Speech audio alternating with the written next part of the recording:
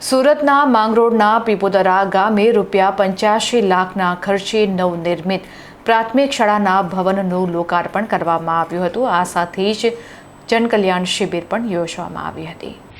શિક્ષણ ક્ષેત્રે સુવિધાઓ વધુ સુદૃઢ બનાવવાના ભાગરૂપે સુરત જિલ્લાના માંગરોળ તાલુકાના પીપોદરા ગામની પ્રાથમિક શાળામાં એક ભવ્ય કાર્યક્રમ યોજાયો હતો। આ કાર્યક્રમ અંતર્ગત શાળાના નવનિર્મિત 6 વર્ગખંડના અદ્યતન મકાનનું ગરિમાપૂર્ણ લોકાર્પણ કરવામાં આવ્યું હતું। અંદાજે ₹85 લાખના માતબર ખર્ચે તૈયાર થયેલું આધુનિક સુવિધાઓથી સજ્જ નવું ભવન વિદ્યાર્થીઓને વધુ ઉત્તમ, નવતર અને સકારાત્મક શૈક્ષણિક વાતાવરણ પૂરું પાડશે। આ ગૌરવશાળી કાર્યક્રમનું ઉદ્ઘાટન 156 માંગરોળ વિધાનસભાના ધારાસભ્ય, પૂર્વ કેબિનેટ મંત્રી અને ગુજરાત રાજ્ય વિધાનસભાના પૂર્વ અધ્યક્ષ ગણપતસિંહ વસાવાના હસ્તે કરવામાં આવ્યું હતું।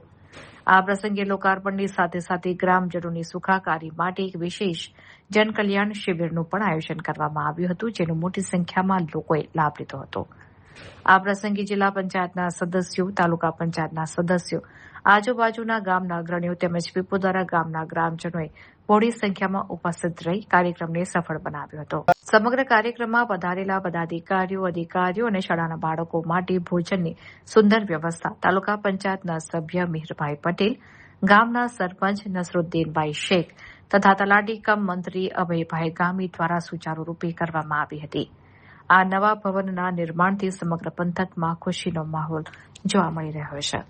મિત્રો, આપણું જ ગુજરાતનું ગૌરવ અને દેશના યશસ્વી પ્રધાનમંત્રી શ્રી નરેન્દ્રભાઈ મોદી સાહેબને ચૂંટાયેલા પ્રધાનમંત્રી તરીકે 12 વર્ષ તરીકે એક ઐતિહાસિક રેકોર્ડ પ્રધાનમંત્રી તરીકે જે કામ કરવાનો બનાવ્યો છે, એના અનુસંધાનમાં આજે જનકલ્યાણ શિબિરનું આ માંગરોળ તાલુકાની અંદર પીપોદરા ગામે આયોજન થયું હતું।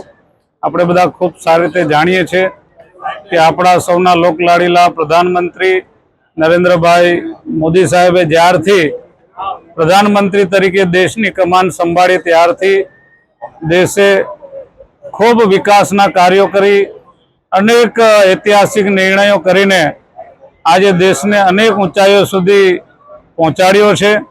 સાથે સાથે આ 12 વર્ષ તરીકે ચૂંટાયેલા પ્રધાનમંત્રી તરીકેનું જે નવું કીર્તિમાન પ્રાપ્ત કર્યું છે, ત્યારે આદરણીય પ્રધાનમંત્રી સાહેબે 5 તારીખથી 21 તારીખ સુધી જનકલ્યાણને લગતા અનેક કાર્યક્રમો આપવામાં આવેલ છે, જેમ કે એક પેડ માં કે નામ, સ્વચ્છતા અભિયાન, યોગ દિવસ અને જનકલ્યાણ શિબિર। તો આજે આ જનકલ્યાણ શિબિરમાં ગરીબ લોકોને જિલ્લા મથકે ના જવું પડે, તાલુકા મથકે ના જવું પડે, પણ સરકાર સામે ચાલીને ગામડે ગામડે ગરીબો સુધી પહોંચે અને ગરીબોને જે વિશેષ કરીને જરૂરિયાત છે, વૃદ્ધ પેન્શનનું ફોર્મ ભરવાનું, વિધવા સહાયનું ફોર્મ ભરવાનું, આવક જાતિના દાખલા કઢાવવાનું, મા અમૃતમ કાર્ડ આપવાનું કામ હોય, ઉર્જા વિભાગના કોઈ યોજનાના ફોર્મ ભરવા હોય કે અન્ય સરકારના જે કંઈ ફોર્મ ભરવાના હોય, તો એ બધી જ સુવિધાઓ, ફેસિલિટી અહીંયા પૂરી પાડવામાં આવી રહી છે। ત્યારે આવા જનકલ્યાણના કામો અમારા મુખ્યમંત્રી શ્રી ભૂપેન્દ્રભાઈ પટેલ સાહેબના સીધા માર્ગદર્શન હેઠળ આજે સમગ્ર ગુજરાતમાં ચાલી રહ્યા છે।